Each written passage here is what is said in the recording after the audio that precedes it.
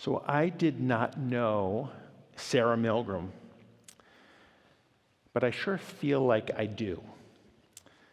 Because Sarah grew up at the Temple B'nai Yehuda in Overland Park, Kansas, a synagogue very much like our own. She became bat mitzvah like our students do. She attended confirmation like our students do. She even sang the music of Noah Aronson like our students do. The reason I know this is because one time her rabbi called me. I remember where I was sitting when I received his call, because he said to me, "Joel, you have two wonderful cantors, Jody and Shauna. Can't you just give me Noah for the holidays?" True story. I said, "I've heard you got a good rabbi. He gives great sermons. You don't need a great voice.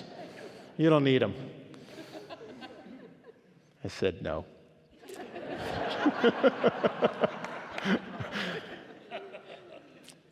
But Sarah went to synagogue and sang his music, and with the loving support of her family and community, she developed a love for Judaism and Israel, ultimately going, as many of you know, to a university, getting a job at the Israeli embassy, helping families to travel to Israel, plan trips, until just this past Wednesday night when she was gunned down, along with her boyfriend, Yaron Lifchinsky, in the middle of our nation's capital, Washington, D.C.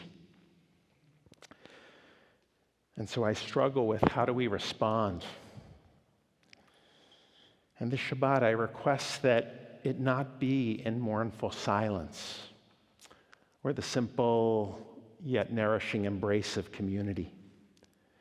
Instead, I actually ask that we begin to rise up in strength and unity,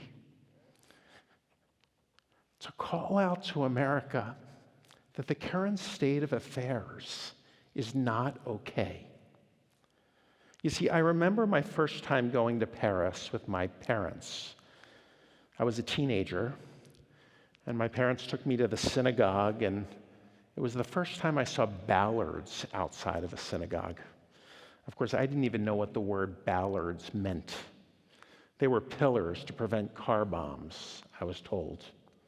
And there were police outside the synagogue protecting the congregants so that they could enter the building. And I remember it vividly, perhaps not only because it left an impression, but because I took a picture, because I couldn't believe it. I had never seen this before. And yet now it's here at TBE. And this is America, a place that is supposed to protect us. Now, this part of the sermon is off the record. I know I'm on Zoom. I don't want this recorded. But we should not be paying the Wellesley Police Department for a private detail to protect us, to enter our building on Shabbat. It's not okay. We live in America.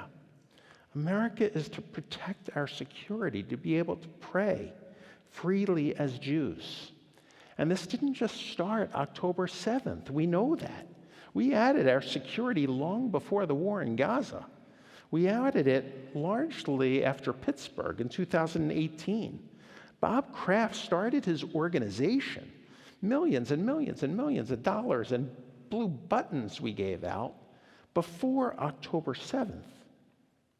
And even if it did begin after October 7th, it's not America.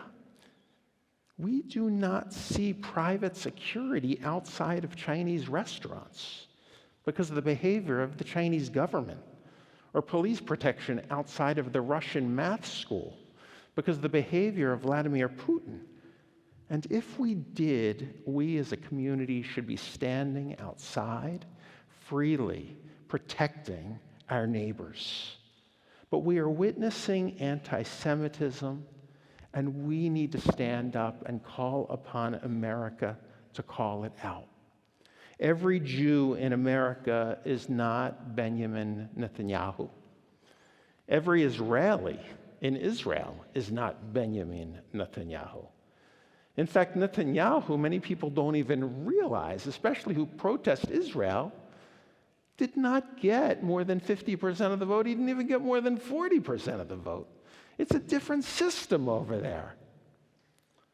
And yet, we have people holding the entire Jewish community accountable for the decisions of the government of Israel, which is anti-Semitic. And we need to call it out. And we need to ask America to protect us, because people in our community are feeling vulnerable. And I know this because they've called me in the last 48 hours and emailed me about our increased security. And I want to say that security is important, but it's a short-term solution to an enduring problem that we need to respond to in America as Americans. So what do we do? Well, we know the issues are complicated, especially in this polarized world. It is not easy to be a Jew. For we Jews value our civil liberties. These liberties have served us well since we arrived to these shores. We have been protected as a minority, given free speech, free religion, in a vast and open land. We value our freedoms, and our sacred books embrace this love for diversity, with our Talmud including views from left and right and center all on the same page. And yet, what we need to call out is that our rabbis also recognize that there are times to control our speech. They dedicated pages and pages in the Talmud to describe that one should not engage in lashon hara, negative speech. One should not engage in slander. One should not yell fire in a crowded movie theater if they knew what movie theaters were in the Talmud. According to the rabbis, you also can't incite others to violence. So much so that you might injure a minority that needs to be protected, a minority that wants to practice their religion. And sadly, the sense of incitement is occurring today. Whether we like the slogan or not, after Wednesday, the phrase "free, free Palestine," in my opinion, becomes words of incitement. Seeing the video of that gentleman, an American, from where's he from? Chicago, yelling those words while being arrested as an affirmation of his rationale is scary. I understand why people feel threatened. We now have security at kosher restaurants, day schools. Our Jewish community is spending millions and millions of dollars in America protecting itself rather than spending it on improving the world, investing in education for our children, investing in building the mensches of tomorrow. So don't get me wrong. We need to protect ourselves, and we will. There is no credible threat to our synagogue as far as we know. We have increased security because our community feels vulnerable. Segments of our community feel more vulnerable than others. We're all on a different place in the spectrum. But trust me, some members of our community feel vulnerable. And we need, as a Jewish community, as a long-term solution, to foster a more thoughtful conversation in our nation and not allow us to get caught up as a community in the culture wars that are polarizing our world. Because we will lose as a Jewish community in the end. We need to strike a delicate balance between civil liberties, the liberties that have protected us, and our own security, especially when we're feeling vulnerable. We need to make sure that speech is not shut down unnecessarily, but we need to call out speech that leaves us feeling so vulnerable we no longer feel comfortable practicing our religion. Sarah Milgram and Yaron Leshensky were gunned down in our capital.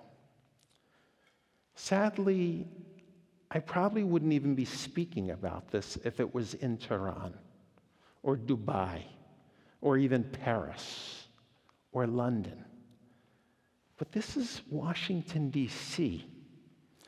They will not get engaged. They will not get married. They will no longer hear the music of Noah Aronson. But it's not time to give up on America.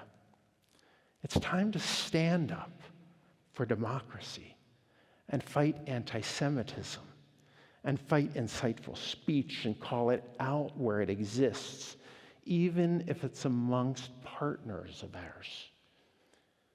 We need to stand up like we've never done before.